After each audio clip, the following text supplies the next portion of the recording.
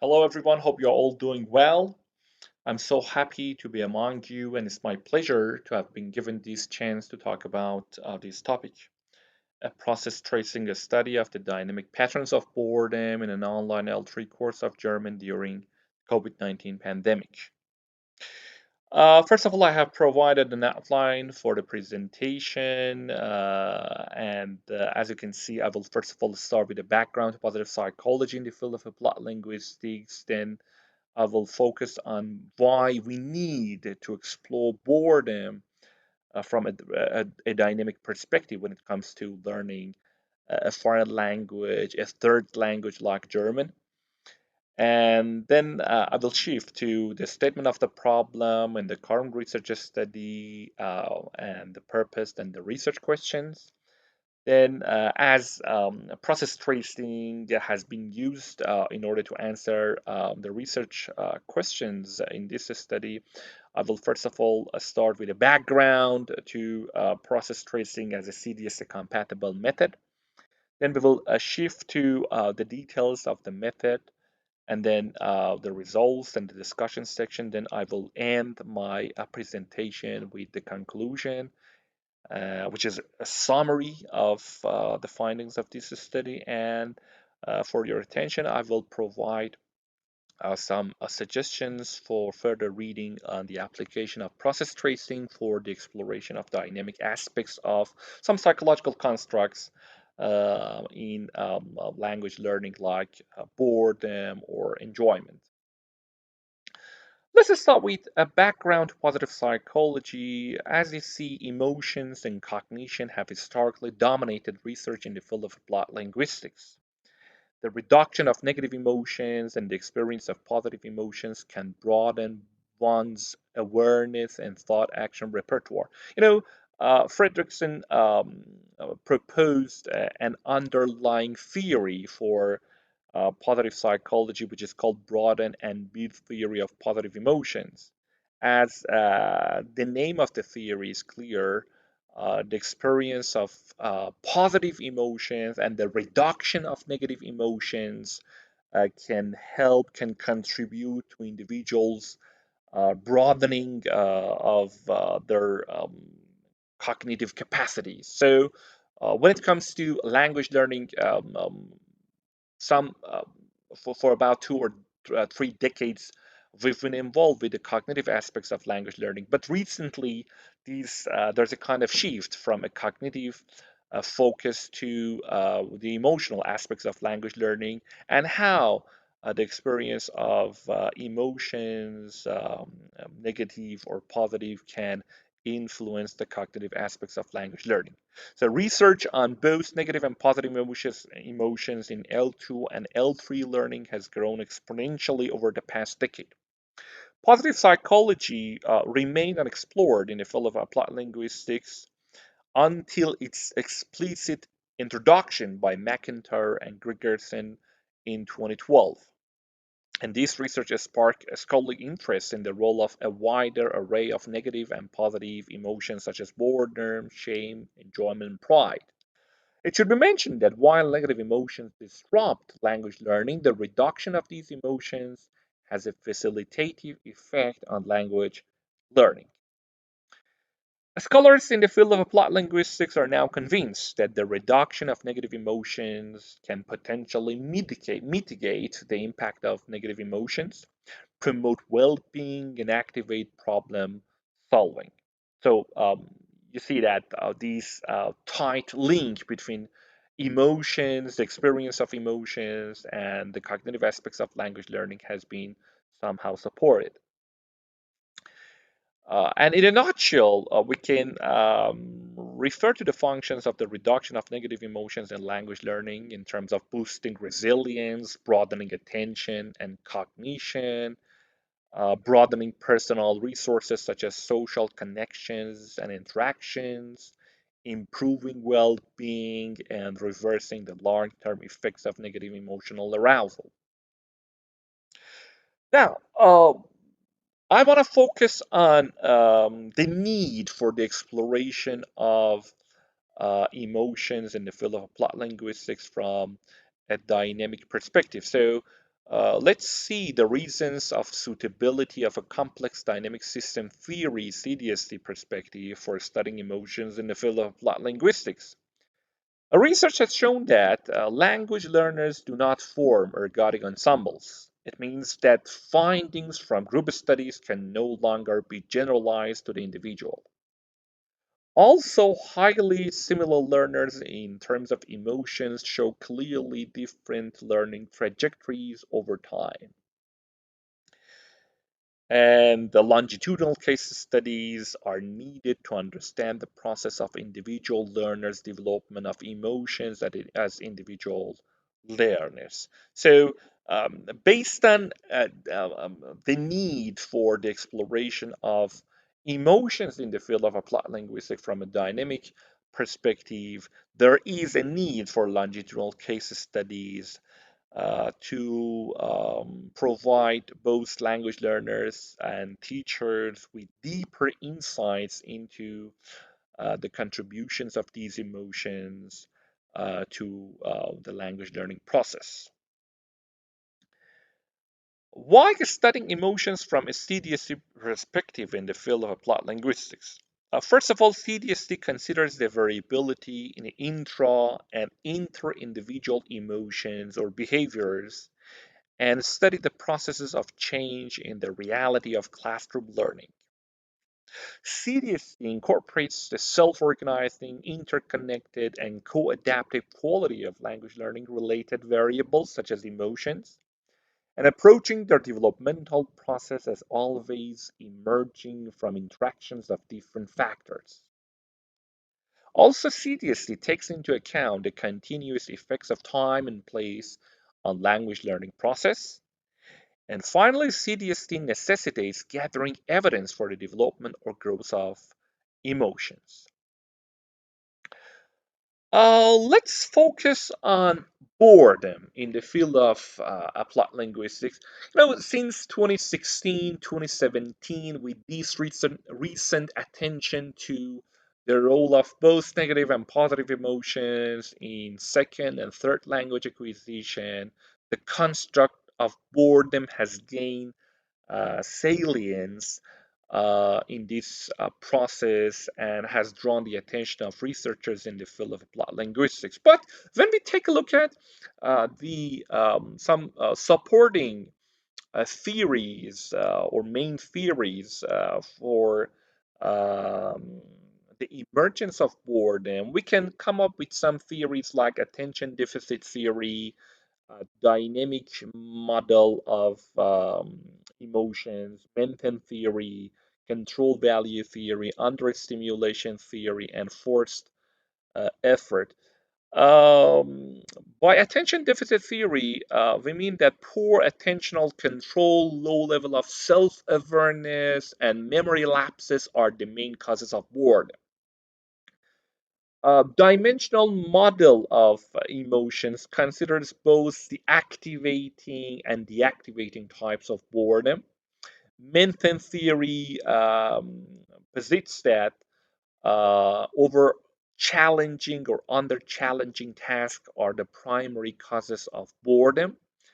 Control value theory regards the student's low level of control over tasks and no value attached to them or to a given task as the major causes of the of language learners' boredom.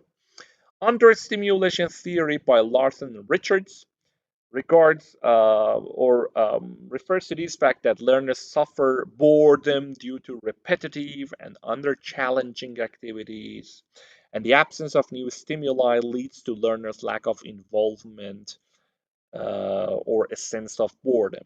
Forced effort model regards the induction of boredom by restricted student or as a result of restricted choices for the students in the expression of their ideas or for the free expression of their ideas and excessive teacher control, as well as students' limited choices and feeling of frustration as the sources of learners' sense of boredom. we should keep this in mind that when we take a look at the history of or the literature of boredom in the field of applied linguistics, second language acquisition, or third language acquisition, we see that these theories have been regarded as the main assumptions for the emergence of boredom within the language learning context. But despite these assumptions, I'm referring to the statement of the problem in this study. Despite these assumptions, the causal of real time experience of boredom in learning a foreign language still needs to be unpacked. It means that we've been familiar with these assumptions, but when we go to a classroom, we see to a class of foreign language acquisition, we see that we are not still sure as language teachers what activities or what task or what somehow processes might lead to the momentary experiences of boredom in the classroom. So this is what we mean as the problem or the gap in the literature of boredom in our field of study. So based on this gap, we came to these purpose to the need for tracing the temporal causal mechanisms of boredom as the participant, since this study was a case study, as the participant in this study was normally and was naturally involved in the process of learning German as L3 in an online course during the COVID-19 pandemic. When it comes to the setting of this study, we know that our participant was involved in an online course, and this online course was somehow mandatory due to the sudden appearance of the COVID-19 pandemic. So we are talking about a very unique context of language learning, which was sudden and it had its unique contextual aspects for the exploration of boredom. So this study was somehow significant because, first of all, the setting was new. The previous studies mainly focused on language learning, on the emergence of boredom in in-person classes, but this study was one of the first studies with a focus on the emergence of boredom or the dynamic aspects of boredom in an online course during the pandemic. And it also focused on the exploration of the or causal mechanisms of boredom via the innovative method of process tracing, which has been introduced to the field of applied linguistics as quite an innovative method. So, based on this purpose, we came up with these research questions. How does an L3 learner's boredom change in an online German course during the COVID-19 pandemic? And what temporal causal mechanisms account for the changing patterns of the learner's boredom in an online L3 course of German?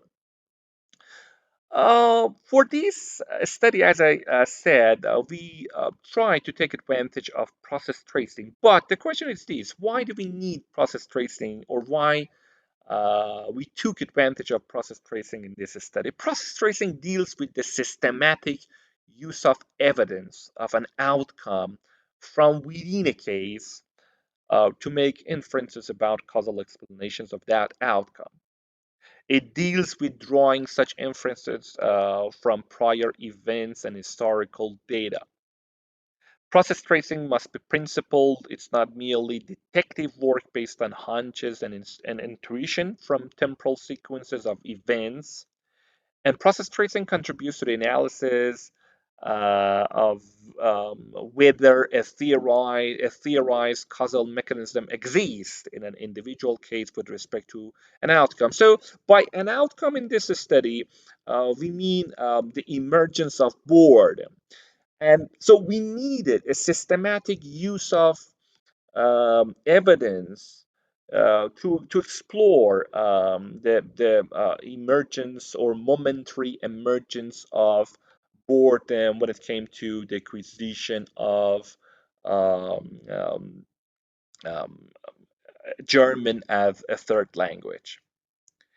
When we take a look at the background of process tracing, we can see that process tracing can progress backward into a system's context and history, forward into the dynamic mechanisms of change, upward into the network of systems that anchor and interact with the case being examined, and downward into the system's components, interactions, and parameters to explain complex causal processes for a given outcome. So, what are we tracing? We are tracing what by this tracing, I mean in process tracing. What are we tracing? We are tracing causal mechanisms. What are these causal mechanisms? They are referring to the processes that bind causes to outcomes. So we have causes on one side and we have outcomes on the other side. But by these causal mechanisms, we are referring to the black box or the mechanisms of change and stability of an outcome. So when it comes to boredom or the emergence of boredom in the acquisition of a second or third language, we've been familiar with some assumptions like under stimulation or overstimulation theory, control value theory, but we don't know how these assumptions are realized or in the classroom when it comes to the emergence of boredom in a given language learner. Um, we should keep in mind that when it comes to process tracing, we can come up with three different approaches: theory testing process tracing, theory building process tracing, and process tracing as a within case method, which was used in our study. But before going into details with regard to the method that we used in this study, we can see a kind of a schematic presentation of these three different types. As the name is clear, when it comes to theory building process tracing, we are dealing with a theoretical level of process tracing. First of all, we explored an empirical method in terms of facts of the case. Then we trace um, the um, causal mechanisms for that specific method in terms of the activities and entities. And out of these trace, we come up with the inference of the existence of causal mechanism. So it starts with case specified level to a theoretical level. When it comes to theory testing, we have a theory, and from a top down perspective, we want to see how the test can be substantiated or can be supported by evidence. So we start with the conceptualization of an outcome, then we come up with the conceptualization of a construct. Secondly, we will go into the operationalization of that empirical traces in terms of the activities and entities, and then we collect and evaluate the evidence in terms of the sources of causes and outcomes. But when it comes to process tracing as a within case method, we see that there is a bidirectional connection between the theoretical level and case specified level. So it is an ongoing process of how theory can be supported from the exploration and the tracing of the case, and what new information can be extracted from the experiences of the case in order to somehow come up with a deeper understanding of the theoretical levels in terms of the classroom, real-time classroom experiences. So out of these interaction of the theoretical position or the interplay of the theoretical position and case observation, we come up with sufficient explanations as the causal mechanisms of an outcome. For example, in our study, by outcome, we refer to boredom in an online L3 course. And at the theoretical position, or we've already been familiar with different theories or assumptions of boredom, like control value theory, maintenance theory, understimulation theory, overstimulation theory. And out of the observation of the participant in this study, and an ongoing evaluation of the theoretical position and the experiences, the real-time experiences of the participants, we came up with different explanations for the dynamic moments or the dynamic experiences of the participants' boredom in this study. And we were supposed to come up with sufficient or probative explanations which could somehow provide us with deeper understandings into how these participants experience different levels of boredom in a semester. So, when it comes to process tracing as a within case method, we start with an analysis of evidence of case specific processes, sequences, and events within a case or system. Then we will focus on making what can be termed within case inference. And these within case method involves temporal within case data. And then we will attend closely to multiple dimensions of causal mechanisms, and we'll test and generate some different inferential causal mechanisms for the emergence of an outcome, like boredom, as it is the case for this in this study, based on the exploration of temporal and spatial evidence within a case.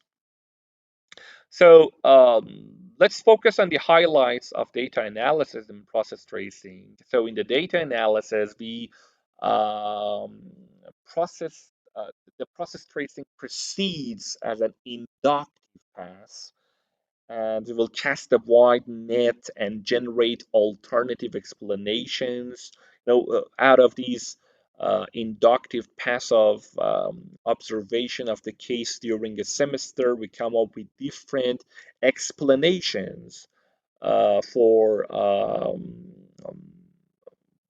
the experience of boredom in that specific individual, and the type of activities he's involved, and how those activities somehow raise or lower that specific individual's boredom. And then we will try to compare and look for the evidence for the complex causal mechanism with the highest probative value. So when we observe a case or a participant, um, in order to extract his or her moments of experiencing boredom, we might come up with different explanations, but all explanations cannot be regarded as evidence for um, the reasons of why that individual experienced boredom. We are supposed to compete with different types of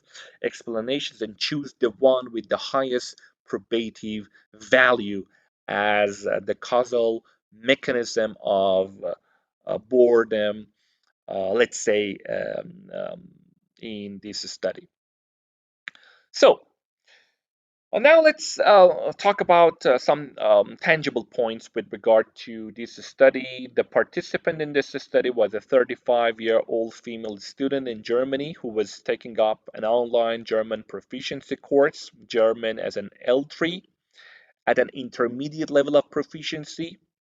The first session of the course started in April 2020, and the last session was actually the 13th session was July 1st, 2020. The instruments that we used in this study were semi-structured interview, journal writings, which were collected session by session, and the boredometer, which is the short form of boredom thermometer. It should be mentioned that inspired by the ideas of anxiometer, anxiety meter, and the motometer, motivation, thermometer, we develop a boredometer as a scale ranging from 0 to 10, on which the student or the participant was supposed to rate the level of her boredom as she experienced after each 30 minutes of each course session. For 12 sessions, she did so 3 times in each session. The boredometer was thermometer shaped with a 0 at the lowest and a 10 at the highest point. Eventually, a rating of 0 was interpreted as no boredom, a rating of 1 to 3 as low level of boredom, a rating of 4 to 6 as a medium level of boredom, at 7 and 7 to 10 as a high boredom level. For the first phase of data collection, considering all prominent possible explanations for classroom boredom from the literature, we came up with the causes or the main causes or the main explanations for the experience of boredom in the acquisition of German as a foreign language.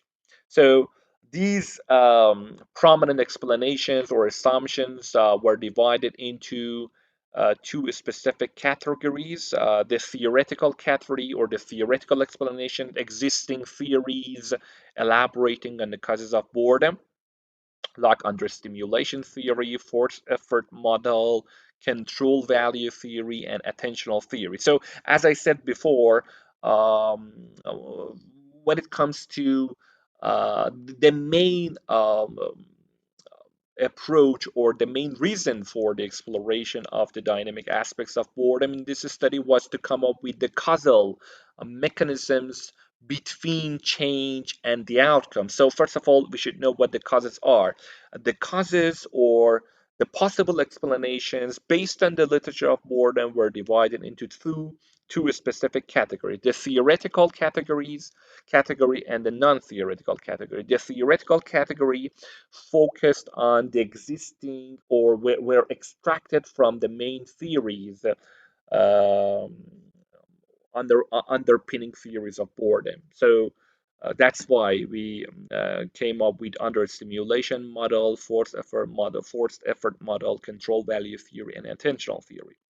In terms of the non-theoretical category, we referred to the other factors which were not subsumed in the existing theories of boredom, but observed in different studies and raised as potential causes of boredom by different researchers. As I said, since we are dealing with the real time experiences of boredom, besides the main assumptions underlying boredom, we really needed to also explore some non-theoretical but real-time experiences or causes of boredom, which were somehow observed in some other previous studies on boredom in the acquisition of a foreign language, like disengagement, class time, overall workload, weather, lack of feedback, poor correspondence between class activities, teachers' choice of student groupings and topics, and feeling toward the teacher in the class. As the second phase, we gathered evidence from the journal accounts and provided answers to the interview questions session by session. And we traced the data to find evidence for the causal mechanisms of boredom, the participant experience from the beginning of L3 learning to the end of the course.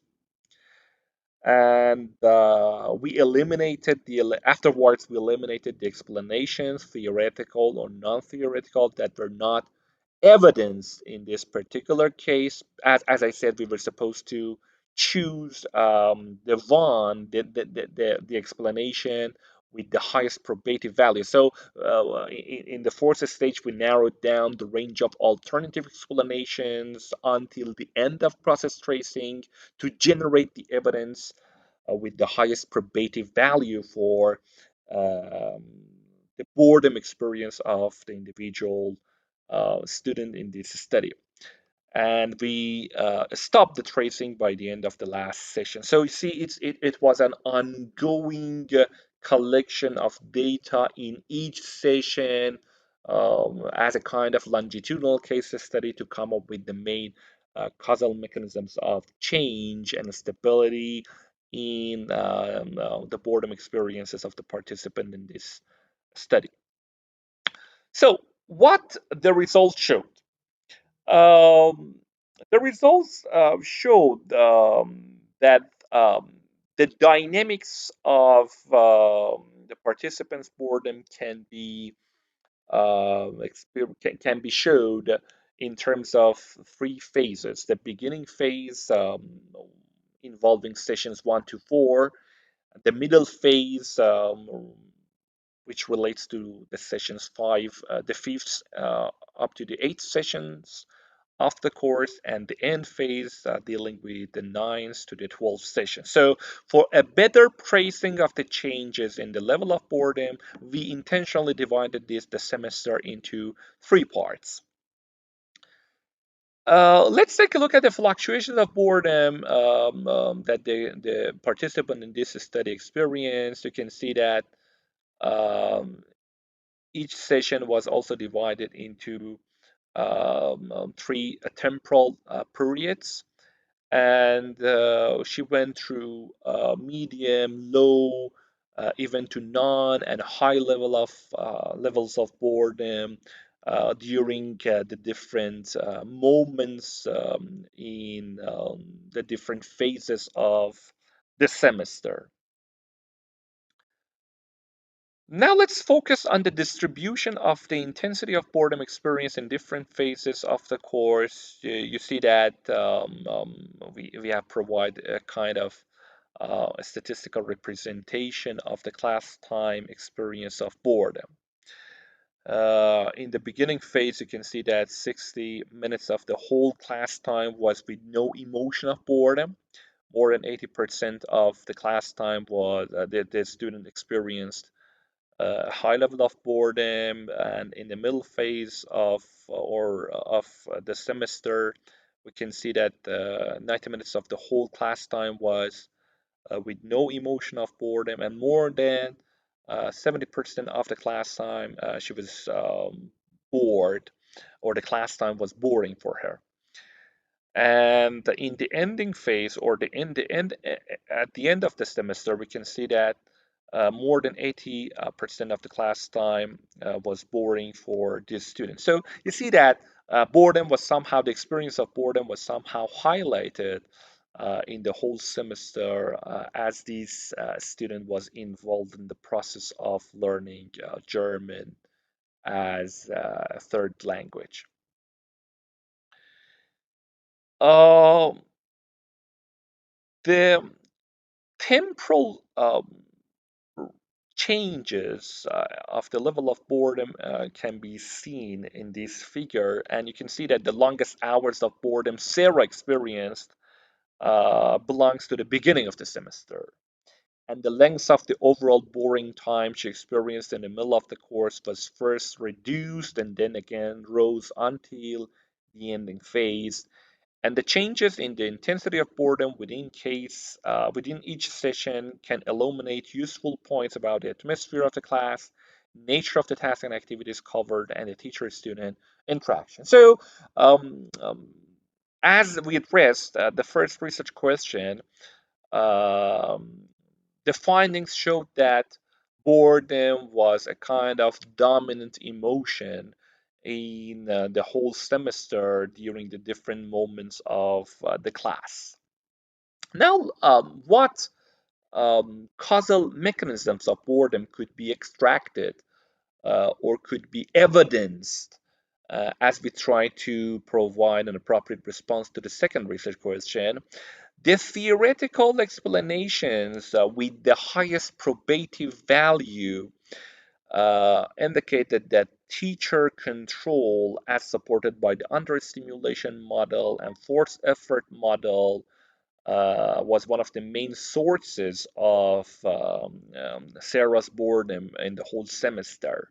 Lack of cooperative tasks, as supported by understimulation model, loss of control over the task, lack of concentration, were the type of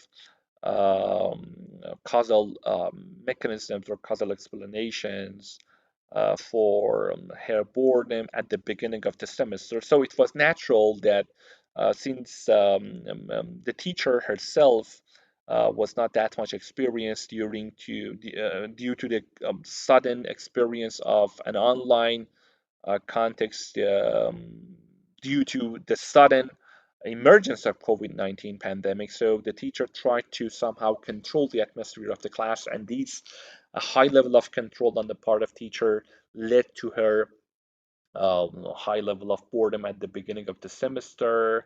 Also, the task given by the teacher was somehow competitive or individual based. They were not cooperative. So this lack of cooperation were not that much stimulating or interesting for the student in the class.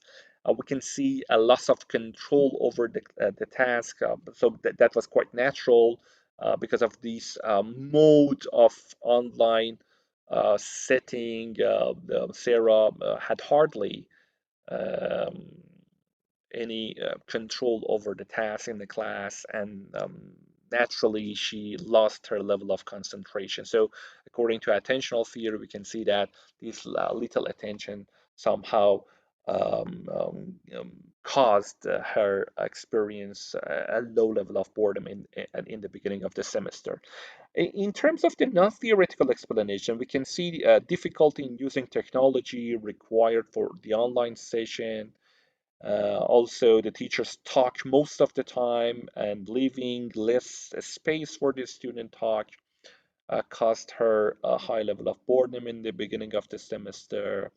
The time which was somehow wasted in the online session, and the preference of the written mode to the speaking mode in the online setting somehow um, explain Sarah's high level of boredom in the beginning of the semester. Also, absence of the teacher's body language, lack of understanding content. So, the teacher could not take advantage of her multimodal capacity for her pedagogy in the class. So that this lack of multimodal affordances on the part of teacher paved the way for her somehow caused or explained or accounted for her high level of boredom in the beginning of the semester. Physical condition, her headache, experiencing a headache during the online session also was something which made her feel bored during the beginning of the semester. Also, lack of concentration. So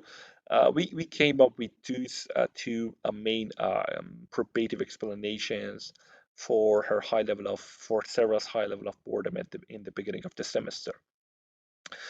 Uh, in the middle of the semester, we can see distraction and lack of concentration rooted in attentional theory, confusing task introduction, stemmed from control value theory, no passion, supported by understimulation theory, activating power of boredom, underpinned by dimensional theory, and no participation, no student engagement in task or one-way teaching, represented by understimulation theory, provided the highest um, level of probative explanations for Sarah's level of boredom in the middle of the semester. And with regard to the non-theoretical explanations, we came up with lack of teacher feedback due to a limitation of the online mode of learning, sedentary position of the student class, and feeling sleepy because of her physical conditions. Somehow explained the probative, non-theoretical explanations for her high level of boredom in the middle of the semester. At the end of the semester, we can see that all the explanations or the mechanisms of Sarah's high level of boredom were somehow theoretical. They were mainly theoretical. Let's review them. Teachers talk most of the time and leaving less space for the student talk. Again, rooted in the understimulation model and forced effort model caused Sarah to experience high level of boredom even at the end of the semester. So um, this Sarah could hardly have any experience of expressing her own thoughts and ideas in the whole semester. So that's why she felt highly bored even at the end of the semester. Feeling the urge to pay attention and put efforts in learning showed that even activating and deactivating types of boredom were somehow highlighted in Sarah's experiences of boredom during the ending moments of the semester.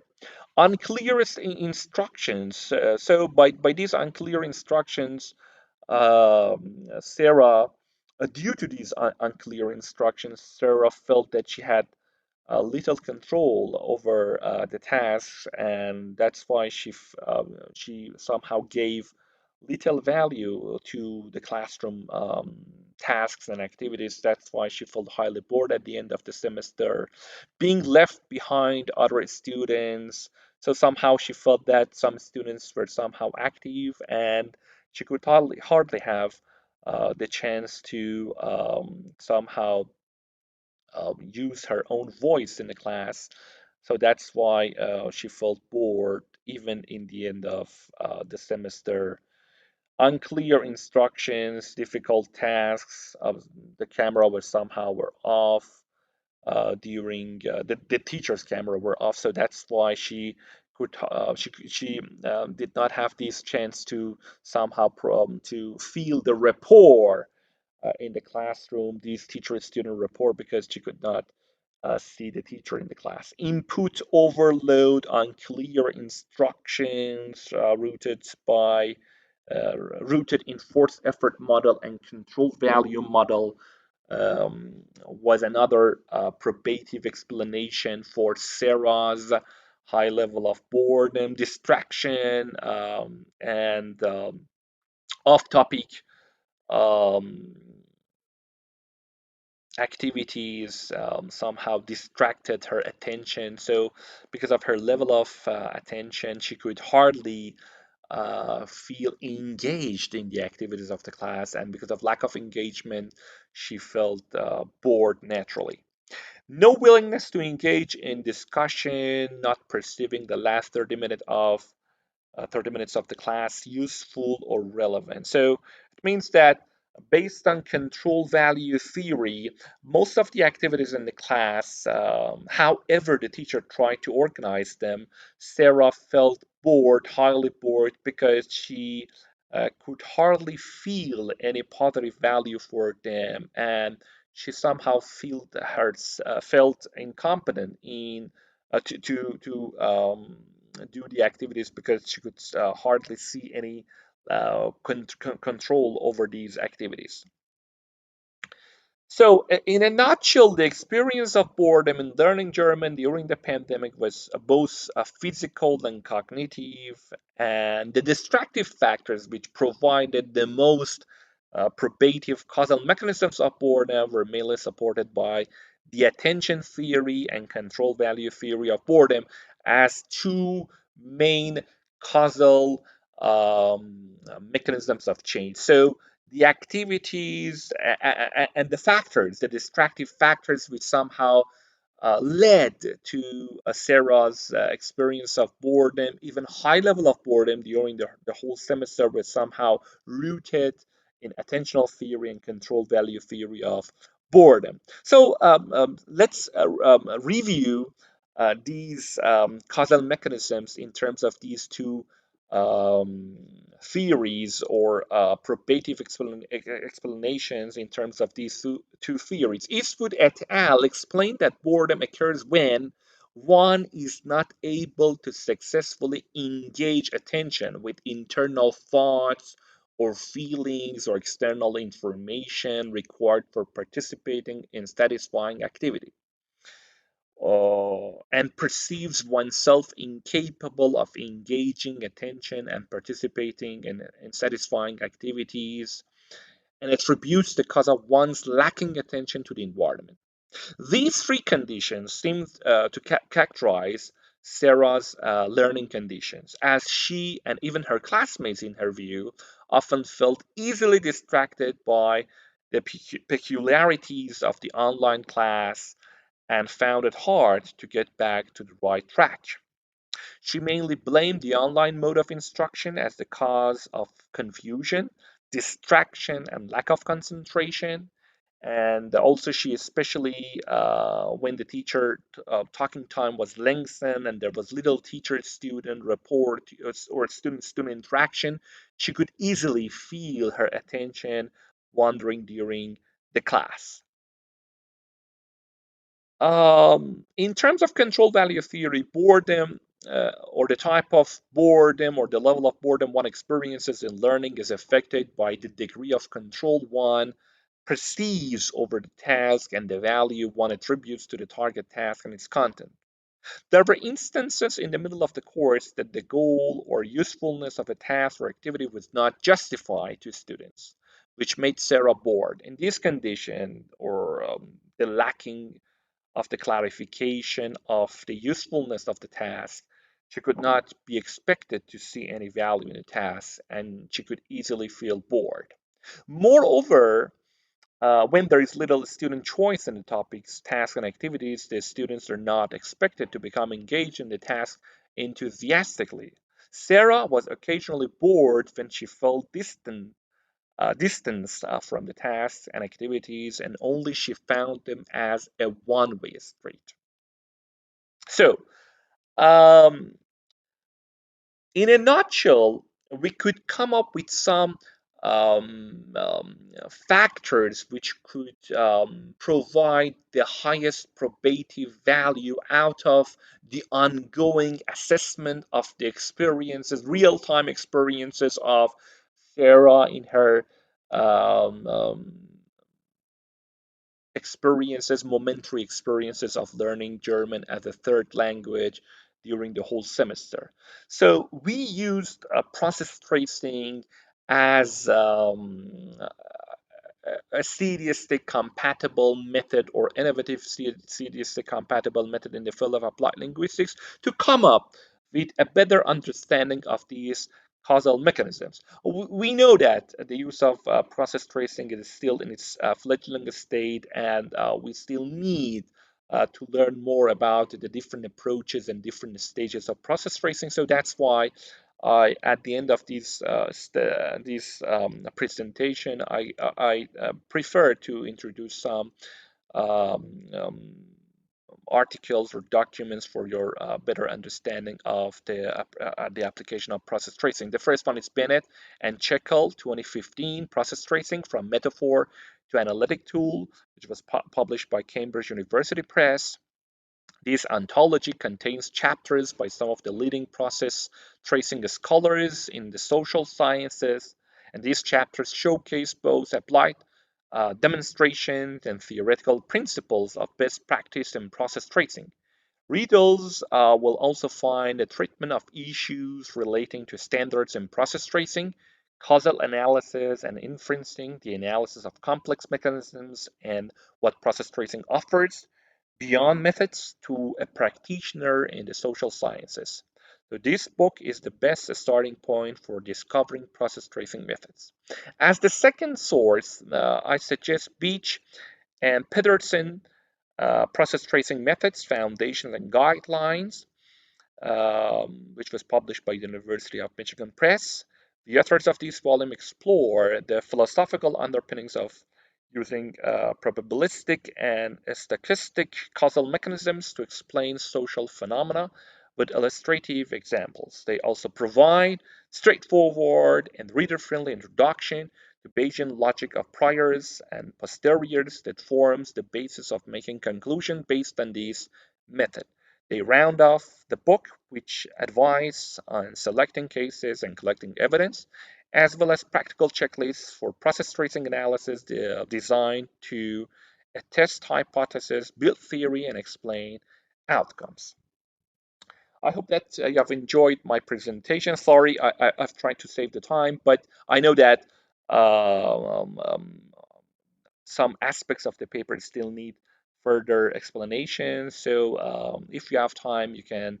I will share the paper with you, and you can check the other details related to different sections of this paper by reading the original paper. Thank you very much for your kind attention. Take care and have a very nice time.